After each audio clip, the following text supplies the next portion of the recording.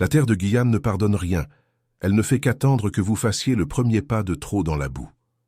En cette année 1848, l'air est si chargé d'humidité qu'on a l'impression de respirer de l'eau chaude, un voile poisseux qui colle à la peau et aux consciences. Au cœur de cet enfer vert se dresse le domaine de la Roche Sanglante, une plantation de canne à sucre où le temps semble s'être arrêté, figé dans une violence millénaire. Le maître des lieux s'appelle Monsieur de Vaudreuil, un homme dont le nom seul suffit à faire baisser les yeux des plus braves dans les rues de Cayenne. Il vit dans une demeure coloniale aux colonnes blanches, un mirage de civilisation européenne planté au milieu d'une jungle qui ne rêve que de l'engloutir. Vaudreuil est un homme rongé par deux démons que rien ne peut apaiser, une paranoïa maladive et une cruauté qui lui sert de seule boussole morale. Chaque soir, il se retire dans sa chambre, s'installant dans un hamac de soie importé, protégé par une moustiquaire si fine qu'on la dirait tissée par des araignées de luxe. Il se croit à l'abri derrière ses murs de pierre et ses verrous de fer, ignorant que la véritable menace ne vient pas de l'extérieur. Il ne sait pas encore que l'obscurité qu'il a lui-même cultivée dans le cœur de ses esclaves est sur le point de prendre une forme physique et ailée. Parmi les ombres qui hantent le domaine, il y a Zéphir, un homme que tout le monde croit absent au monde, perdu dans un mutisme que les colons prennent pour de la stupidité. On l'appelle le simple d'esprit parce qu'il ne répond jamais aux provocations et qu'il semble murmurer à des êtres que personne d'autre ne voit. Mais la vérité est bien plus complexe et terrifiante pour ceux qui osent s'en approcher. Zéphir possède un don, ou peut-être une malédiction, qui le place en dehors de l'humanité commune. Il perçoit les fréquences que l'oreille humaine rejette. Il entend le cri des chauves-souris bien avant qu'elles ne quittent les ruines de la vieille sucrerie, un sifflement aigu qui lacère son crâne comme un rasoir. Pour lui, le silence n'existe pas, car la nuit est une symphonie de prédateurs qui communiquent dans un langage d'ultrasons.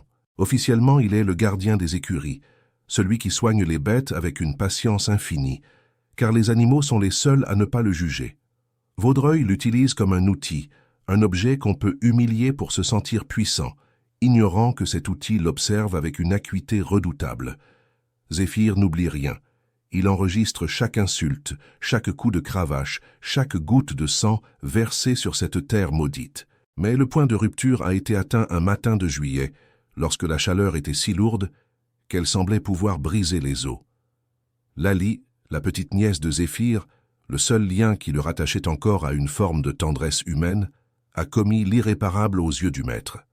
En apportant le café dans le bureau de Vaudreuil, une simple goutte a glissé de la tasse pour venir tacher un registre de compte ouvert sur le secrétaire.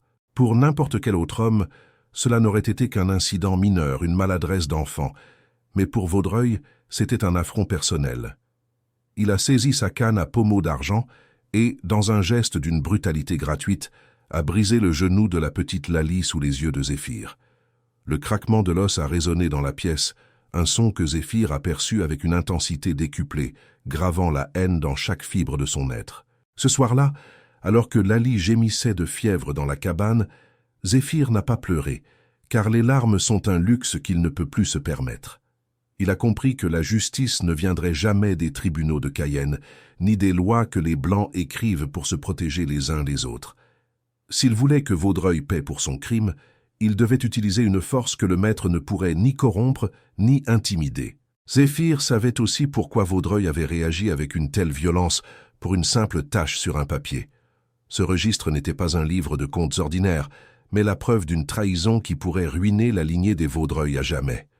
Le maître, criblé de dettes de jeu contractées dans les bouges de la ville, avait détourné les fonds destinés à l'affranchissement de ses propres fils illégitimes. Derrière sa façade de grand propriétaire, Vaudreuil n'est qu'un escroc qui vole l'avenir de son propre sang pour entretenir son train de vie. Zéphir, en nettoyant le bureau chaque soir, avait fini par découvrir le double fond du secrétaire en acajou et les lettres de créance cachées. Il tenait le secret du maître entre ses mains, mais il savait qu'un simple document ne suffirait pas à abattre un tel monstre. Il lui fallait un plan plus subtil, une vengeance qui ressemblerait à un accident ou à une punition divine, quelque chose que la raison ne pourrait expliquer. Il s'est tourné vers les ruines de la vieille sucrerie, un endroit que les esclaves évitent soigneusement, car on dit qu'il appartient aux démons de la nuit. C'est là que nichent les colonies de chauves-souris vampires, des créatures qui ne sortent que lorsque le monde des hommes s'endort. Zéphyr a passé des heures à les observer, à écouter leurs battements de cœur et leurs cris imperceptibles qui saturent l'air de vibrations étranges. Il a appris leurs habitudes, leur faim insatiable pour le fer contenu dans le sang, et surtout, ce qui les attire irrésistiblement. Il a découvert qu'une certaine variété de fruits sauvages, une fois fermentés et pressés, produit une odeur que les humains ne sentent presque pas, mais qui agit comme un phare pour ses prédateurs. Dans le silence de son écurie, il a préparé son arme, un nectar sucré et entêtant, dont chaque goutte est une condamnation à mort. Il n'a besoin ni de couteau ni de poison foudroyant, car la nature se chargera d'exécuter la sentence pour lui. Son plan est d'une précision chirurgicale, calculé pour frapper Vaudreuil là où il se sent le plus en sécurité. Le soir même, alors que la maison est plongée dans un sommeil lourd, Zéphyr s'introduit dans la chambre du maître sous prétexte de frotter les boiseries. Il se déplace comme une ombre, ses pieds nus ne faisant aucun bruit sur le parquet de bois précieux que Laly avait taché. Vaudreuil est là, affalé dans son hamac, l'esprit embrumé par le laudanum qu'il prend chaque soir pour calmer ses nerfs de paranoïaque. D'un geste sûr, Zéphyr dépose une fine traînée de son nectar sur les cordages du hamac et sur les bords de la moustiquaire, juste à la hauteur du cou du maître. C'est un détail invisible à l'œil nu, une trace que même le médecin le plus attentif ne saurait identifier comme une menace. Pour Zéphyr, c'est une balise lumineuse qui brille dans le spectre ultrasonique de la nuit. Avant de quitter la pièce, il laisse la fenêtre entr'ouverte juste assez pour laisser passer l'air lourd de la nuit et tout ce qu'il transporte. Il sait que l'odeur du fruit fermenté va voyager dans la brise nocturne jusqu'aux ruines de la sucrerie, portant un message clair aux créatures qui y dorment. Le piège est tendu et le prédateur humain est sur le point de devenir une proie. S'il vous plaît, restez avec nous jusqu'au bout pour découvrir comment cette nuit va transformer le domaine de la Roche Sanglante en un tombeau à ciel ouvert.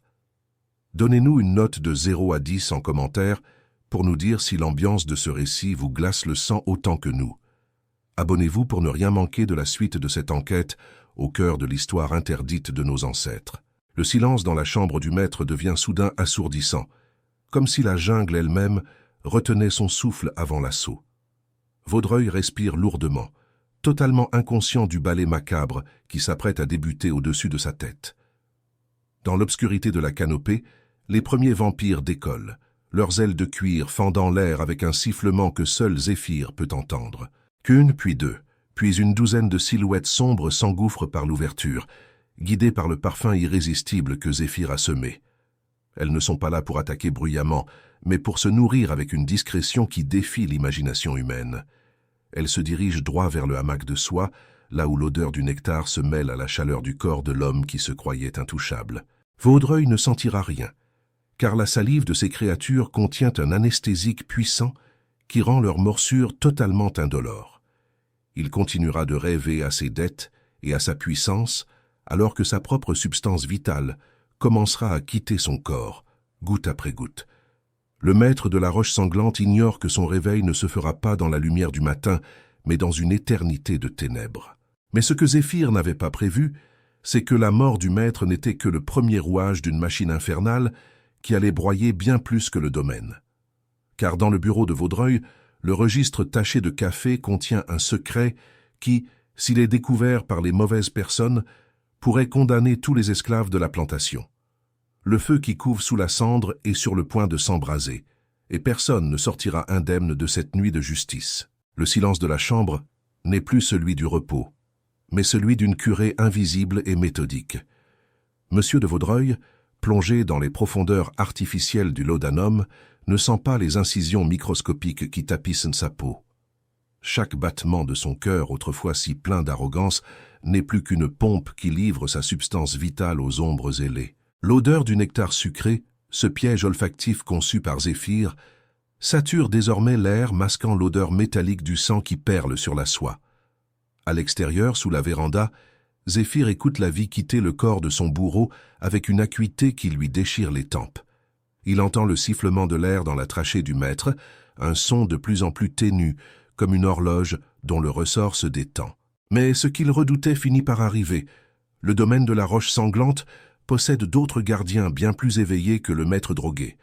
César, le matin de combat de la plantation, vient de s'arrêter au milieu de la cour boueuse. Ce molosse, dressé pour traquer les fuyards et broyer les os, sent que quelque chose d'anormal se trame dans la demeure principale. Son grognement sourd, une vibration basse qui semble sortir des entrailles de la terre, fait frissonner Zéphyr jusqu'à la moelle. Le chien a senti l'odeur du sang frais, mais aussi celle étrangère et sauvage des créatures de la vieille sucrerie. Baptiste le commandeur n'est jamais loin de son chien et encore moins loin de son fouet. C'est un homme qui a troqué son humanité contre une once de pouvoir déléguée par Vaudreuil, un traître à sa propre race qui règne par la terreur sur les cases. En entendant le grognement de César, il lève sa lanterne, balayant la façade de la maison de ses rayons jaunâtres et vacillants. Sa silhouette massive se découpe contre l'obscurité, une menace de chair et de cuir qui s'approche inexorablement de la vérité. Zéphyr se plaque contre la pierre froide, se fondant dans l'obscurité comme une tache de suie sur un mur. Il retient son souffle, sachant que le moindre bruit, le moindre battement de cœur trop rapide, pourrait attirer l'attention de Baptiste. L'enjeu n'est plus seulement sa vie, mais celle de Laly qui attend dans la cabane avec sa jambe brisée et ses rêves de liberté en lambeaux. Si le commandeur entre dans la chambre maintenant, le plan s'effondre dans un bain de sang qui n'épargnera personne. « Qui est là ?» grogne Baptiste, sa voix résonnant comme un avertissement funèbre dans la nuit guyanaise. Il lâche la laisse de César et le chien s'élance vers l'escalier de la véranda, ses griffes claquant sur le bois dur. Zéphyr sent la panique monter, cette chaleur glacée qui paralyse les membres au moment le plus critique. Il doit faire un choix, et il doit le faire avant que le matin ne le débusque dans son recoin d'ombre. C'est alors qu'il utilise le seul outil qu'il n'avait jamais osé tester en situation réelle. Un sifflet taillé dans l'os d'un rapace, capable de produire une fréquence inaudible pour l'homme. Il souffle de toutes ses forces, un cri silencieux qui déchire le spectre sonore de la nuit pour les animaux. Le chien s'arrête net, la tête penchée, les oreilles secouées par une douleur invisible qui semble lui transpercer le cerveau. Baptiste, déconcerté par la réaction soudaine de sa bête, s'arrête sur la première marche, sa lanterne oscillant dangereusement. Il appelle le chien, mais César a disparu dans l'obscurité, terrorisé par le son que seuls Zéphyr et les créatures de la nuit peuvent percevoir. Le commandeur jure, crachant dans la poussière, mais son attention est momentanément détournée de la fenêtre entr'ouverte. Cependant, le répit est de courte durée, car un nouveau danger approche par le chemin de grande communication. Le bruit des sabots martelant la terre battue annonce l'arrivée d'un visiteur inattendu à cette heure indue. Un cavalier, vêtu de l'uniforme bleu de la milice coloniale, surgit de la brume qui s'élève des marais environnants. Il porte un pli scellé à la ceinture, un document dont l'urgence semble surpasser toutes les règles de la bienséance. Pour Zéphyr, c'est une complication majeure qui pourrait forcer l'entrée de la maison bien avant que les vampires n'aient terminé leur œuvre. « Où est Monsieur de Vaudreuil ?» lance le milicien sans même descendre de sa monture. « J'ai un message du gouverneur à Cayenne, une affaire d'État qui ne peut attendre l'aurore. » Baptiste se redresse, flatté d'être l'interlocuteur d'un représentant de l'autorité, mais embarrassé par l'état de son maître. Il sait que Vaudreuil déteste être dérangé dans sa léthargie nocturne, surtout quand le flacon de laudanum est vide. Zéphyr, toujours caché, comprend que le temps vient de s'accélérer brutalement.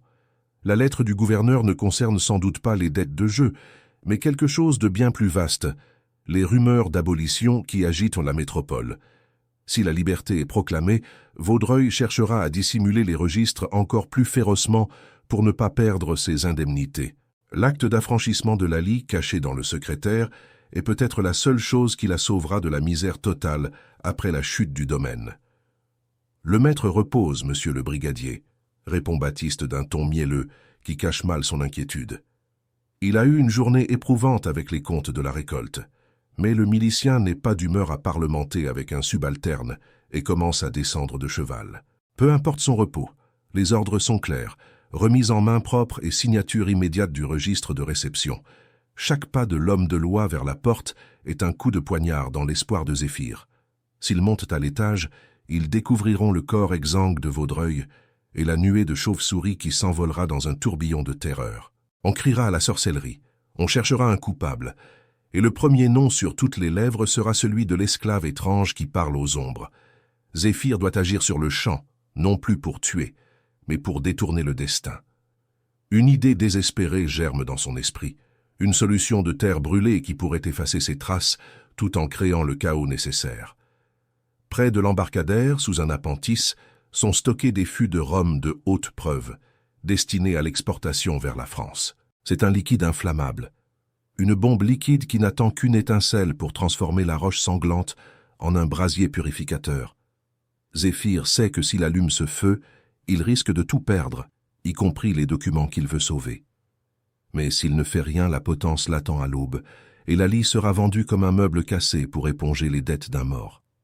Ses doigts effleurent le bois d'un tonneau, sentant l'odeur forte de l'alcool qui transpire à travers les douves. C'est le prix de la justice, une monnaie de feu et de cendre. S'il vous plaît, ne partez pas maintenant, car ce qui va suivre va redéfinir la notion même de sacrifice dans ce récit. Mettez une note de 0 à 10 en commentaire pour nous dire si vous auriez eu le courage de Zéphyr à cet instant précis. Votre abonnement est le seul moyen de suivre l'enquête jusqu'aux cendres du dénouement, alors rejoignez-nous pour la suite de cette tragédie historique. Le premier craquement du feu est presque joyeux, un murmure qui se transforme rapidement en un rugissement de fauve affamé. Les vapeurs d'alcool s'enflamment avec une rapidité fulgurante, créant un rideau de feu qui s'élève vers le ciel étoilé de Guyane. Le cri d'alarme de Baptiste résonne dans la cour, brisant la confrontation avec le milicien et forçant tout le monde à se tourner vers le désastre imminent. « Au feu! La réserve est en flammes !» hurle le commandeur, sa voix déformée par la panique. Pour un homme dont toute la valeur dépend de la marchandise qu'il garde, voir le rhum partir en fumée est la pire des catastrophes. Le milicien, emporté par l'instinct de secours, lâche son pli et se précipite à sa suite, laissant la porte de la maison de maître sans surveillance pour quelques minutes cruciales. C'est l'unique chance de Zéphyr, une fenêtre de temps étroite comme une lame de rasoir. Il se rue dans l'escalier, ses poumons brûlants non pas à cause de la fumée, mais à cause de l'effort et de la peur. Il doit atteindre le bureau, récupérer l'acte de Lali et s'assurer que Vaudreuil ne pourra jamais témoigner contre lui, même s'il devait survivre miraculeusement à ses blessures.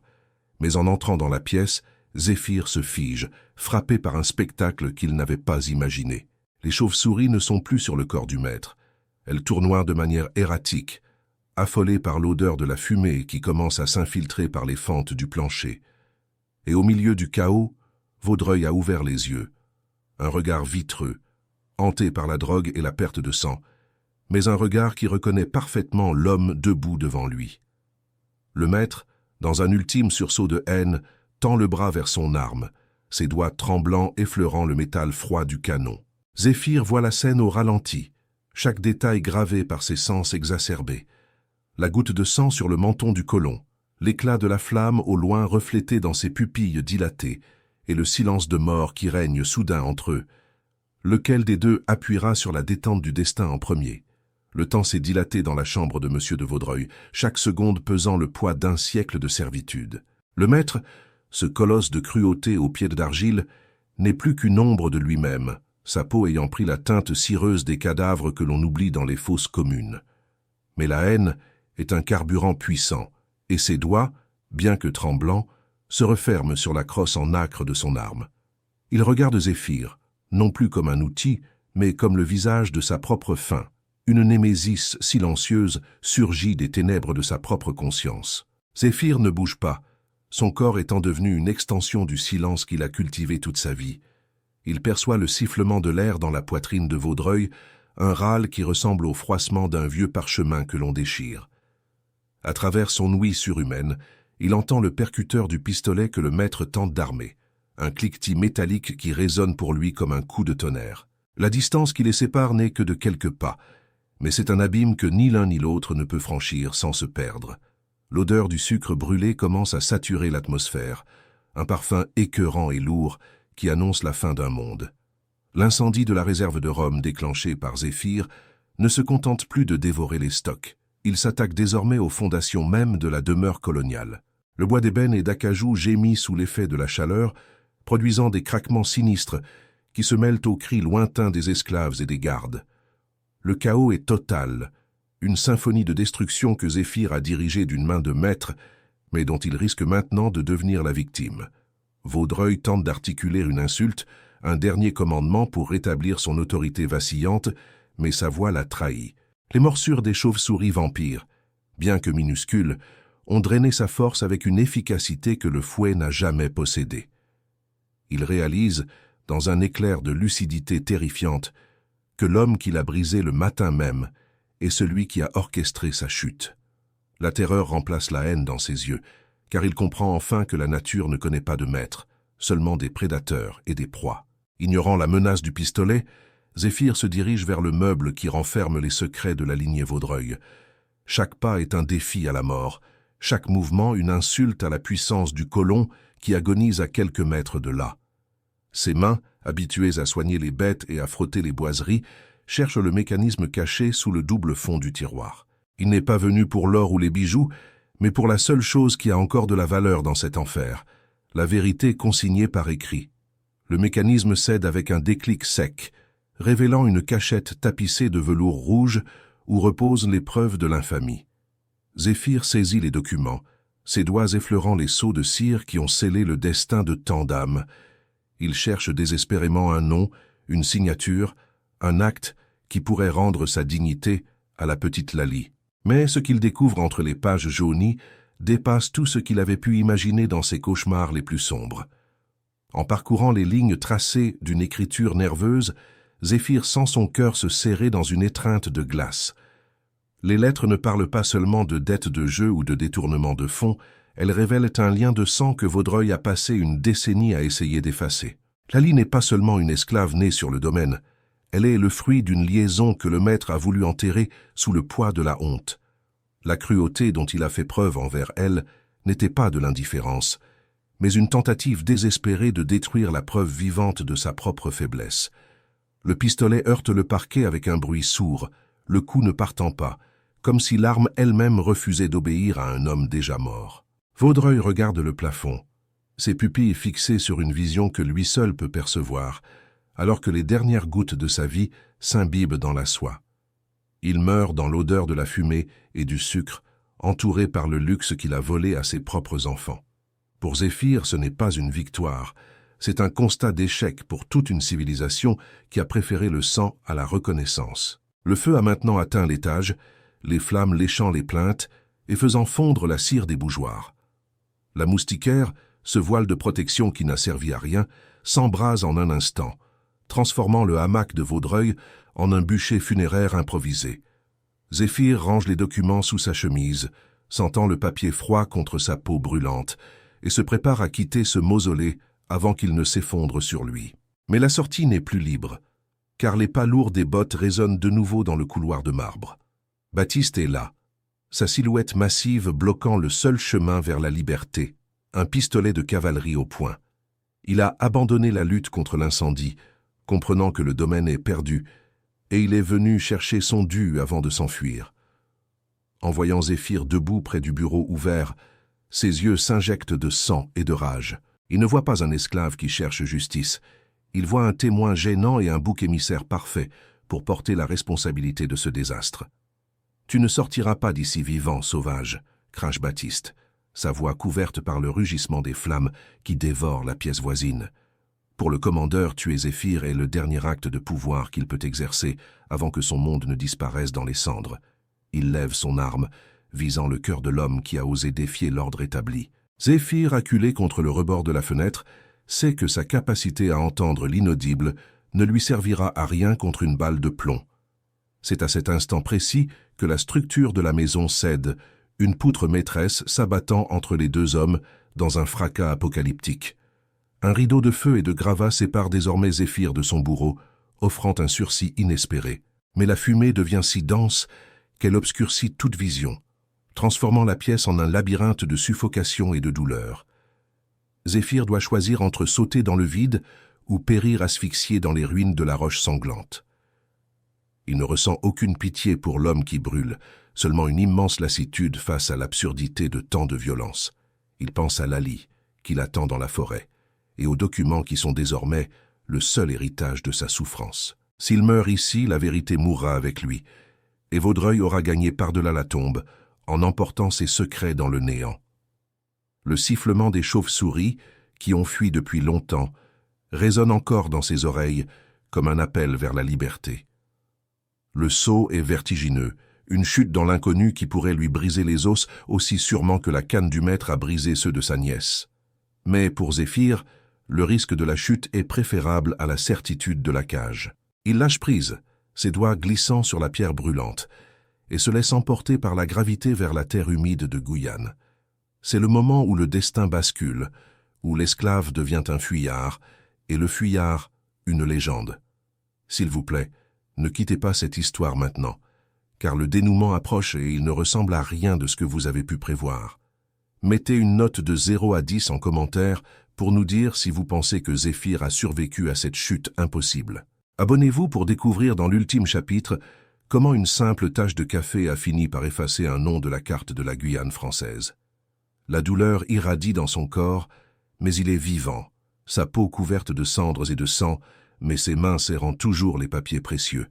Il regarde la maison de maître disparaître dans un panache de fumée noire qui monte vers les étoiles, un signal de révolte qui sera vu à des lieues à la ronde. La roche sanglante porte enfin bien son nom, mais le sang qu'il abreuve ce soir n'est plus celui des opprimés. Mais le cauchemar n'est pas terminé, car une ombre surgit des décombres enflammés, une silhouette que le feu n'a pas suffi à consumer. Baptiste, le visage défiguré par les brûlures, n'a pas renoncé à sa traque et il possède encore une arme que Zéphyr ne peut ignorer. La chasse à l'homme ne fait que commencer dans la moiteur de la jungle, et le prédateur le plus dangereux n'est peut-être pas celui que l'on croit. Pendant ce temps, au bord du domaine, le représentant de la loi observe le désastre avec une froideur bureaucratique qui fait froid dans le dos.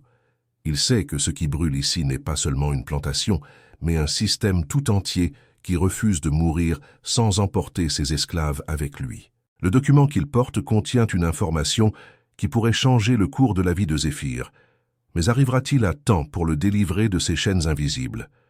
Zéphyr s'enfonce dans la végétation dense, guidé par son ouïe qui capte déjà les bruits de la milice qui s'organise pour ratisser la zone. Chaque froissement de feuilles, chaque cri d'oiseau nocturne est un indice qu'il doit interpréter pour survivre à cette nuit sans fin. La justice a le goût de la cendre, mais pour la première fois de sa vie, Zéphyr entend le son de sa propre liberté, un battement de cœur qui refuse de s'éteindre. Mais alors qu'il pense avoir semé ses poursuivants, une poigne glacée le saisit, le ramenant brutalement à la réalité de sa condition. Ce n'est pas Baptiste, ce n'est pas le milicien, mais quelqu'un dont il n'avait pas soupçonné la présence dans ce jeu de dupes. Le secret de la roche sanglante possède une dernière couche, une vérité si sombre qu'elle pourrait bien transformer sa victoire en un nouveau type de prison. Qui se cache ainsi dans les ombres pour réclamer sa part du sang versé? La poigne qui retient Zéphyr n'est pas celle d'un bourreau, mais celle d'un homme qui connaît le poids des lois et celui des secrets. Dans l'obscurité moite de la jungle, alors que le brasier de la roche sanglante illumine l'horizon d'un rouge colérique, Zéphyr se retourne pour faire face à son destin. Devant lui se tient Monsieur Delalande, le juge de paix de Cayenne, un homme dont la réputation d'intégrité est aussi solide que les murs de sa prison. Delalande n'est pas venu seul. Derrière lui, 2 hommes de confiance attendent, immobiles comme des sentinelles de pierre. Le juge n'est pas ici pour ramener un esclave fugitif, mais pour récupérer les preuves qu'il traque depuis des mois à travers les registres coloniaux.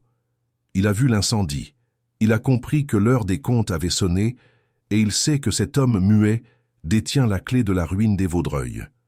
Zéphyr perçoit le battement de cœur calme du juge, un rythme qui ne trahit ni la haine ni la peur, mais une détermination froide. Il comprend que cet homme est sa seule chance de transformer sa vengeance personnelle en une justice durable pour Lali. Mais avant qu'il ne puisse tendre les documents, un bruit de branches cassées et un cri de rage pure déchirent le silence de la forêt environnante. Baptiste, le commandeur, a survécu aux flammes et à l'effondrement de la demeure, porté par une malveillance qui semble le rendre immortel. Il est une vision d'horreur, sa peau cloquée et ses vêtements en lambeaux. Un démon surgit de la terre brûlée pour réclamer son dû. En voyant le juge de paix, il ne s'arrête pas, car il sait que si Delalande met la main sur ses registres, sa propre vie de privilège et de cruauté prendra fin. « Donne-moi ces papiers, Zéphyr, ou je te vide de ton sang ici même », hurle Baptiste, ignorant la présence de l'autorité royale. Le commandeur est acculé, il n'a plus rien à perdre, et sa folie est devenue son unique boussole dans cette nuit d'apocalypse. Zéphyr sent la vibration du métal dans la main de Baptiste, il entend le grincement du mécanisme prêt à libérer la mort, et il sait qu'il doit agir avant que le plomb ne parle. Au lieu de fuir ou de supplier, Zéphyr utilise une dernière fois son don, ce lien invisible avec les prédateurs de la nuit que personne ne peut comprendre. Il souffle dans son sifflet d'os, libérant une fréquence si aiguë qu'elle fait vibrer les feuilles mortes et glace le sang de ceux qui l'entourent. Ce n'est pas un cri d'aide, mais un signal d'attaque destiné aux créatures qui tournoient encore dans le ciel, affolées par l'odeur du sang et du feu.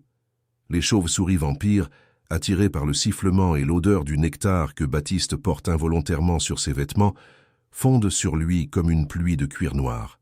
Le commandeur hurle de terreur, lâchant son arme pour protéger son visage des morsures et des ailes frémissantes qui l'assaillent.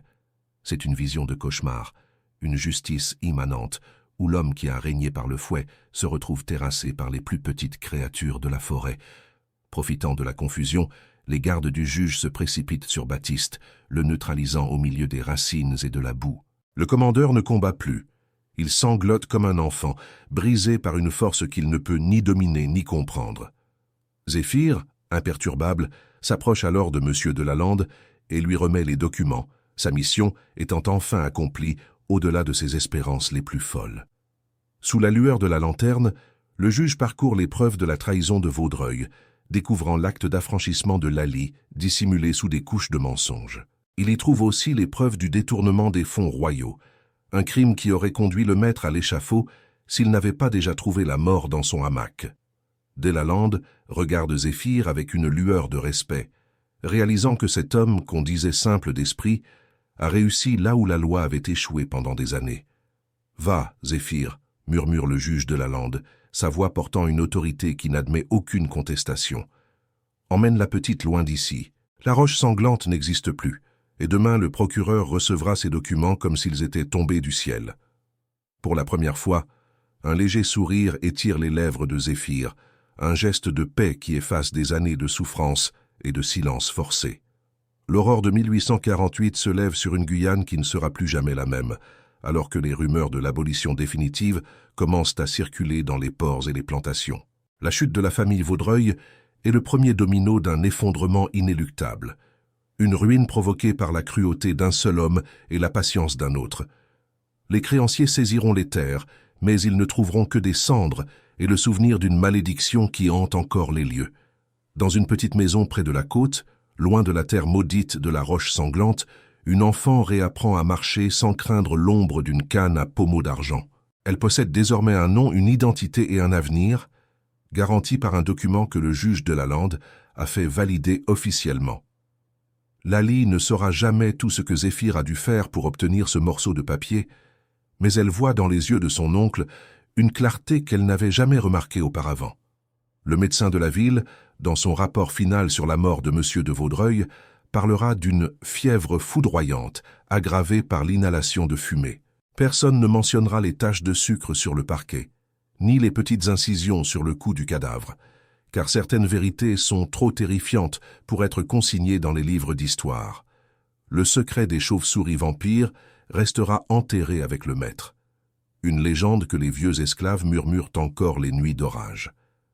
La nature, dans sa sagesse implacable, a déjà commencé à recouvrir les pierres de la roche sanglante d'un linceul de lianes et de mousse. Le domaine de la terreur est devenu un sanctuaire pour les oiseaux et les créatures de l'ombre, un lieu où le silence n'est plus synonyme de peur, mais de renouveau. La justice n'est pas venue des hommes en uniforme, elle est sortie de la terre et des airs, portée par ceux que le monde civilisé préférait ignorer. Zéphyr ne parle toujours pas, car les mots sont trop petits pour exprimer la grandeur de la liberté qu'il a conquise. Il écoute le monde, non plus pour y débusquer les prédateurs, mais pour y savourer l'harmonie d'une vie où chaque battement de cœur lui appartient. Il sait que la cicatrice sur le genou de Laly s'effacera avec le temps, tout comme le nom de Vaudreuil s'efface de la mémoire des hommes de bien. S'il vous plaît, si cette histoire de justice et d'ombre vous a touché, prenez un instant pour nous laisser une note de 0 à 10 en commentaire. Votre soutien est essentiel pour que nous puissions continuer à exhumer ces récits oubliés où les opprimés reprennent le pouvoir sur leur destin. Abonnez-vous et partagez cette vidéo pour honorer la mémoire de ceux qui, comme Zéphyr, ont su transformer leur silence en une arme de liberté. L'enquête sur le sommeil sans réveil de la Roche Sanglante se referme ici, mais les échos de cette nuit de 1848 résonnent encore dans les forêts de Guyane. Chaque battement d'aile dans le noir, chaque craquement de bois dans une vieille demeure est un rappel que l'arrogance précède toujours la ruine. La véritable justice ne dort jamais, elle attend simplement son heure dans les recoins les plus sombres de notre histoire. Le cas de la Roche Sanglante demeure l'un des mystères les plus fascinants de la période coloniale française, une preuve que l'intelligence et la patience peuvent abattre les empires les plus brutaux. Zéphyr et Lali ont disparu des registres officiels peu après, s'évaporant dans l'immensité d'un monde qui leur appartenait enfin. N'oubliez jamais que derrière chaque ombre se cache peut-être un gardien, et que le silence est parfois le cri le plus puissant qui soit. Merci d'avoir suivi ce récit jusqu'à son terme définitif. Votre fidélité est notre plus grande récompense dans cette quête de vérité historique et de justice poétique. Nous vous donnons rendez-vous pour une prochaine immersion dans les secrets les plus sombres du passé, là où la réalité dépasse souvent la fiction. Dormez bien, mais restez attentifs au bruit de la nuit. On ne sait jamais qui écoute dans l'obscurité.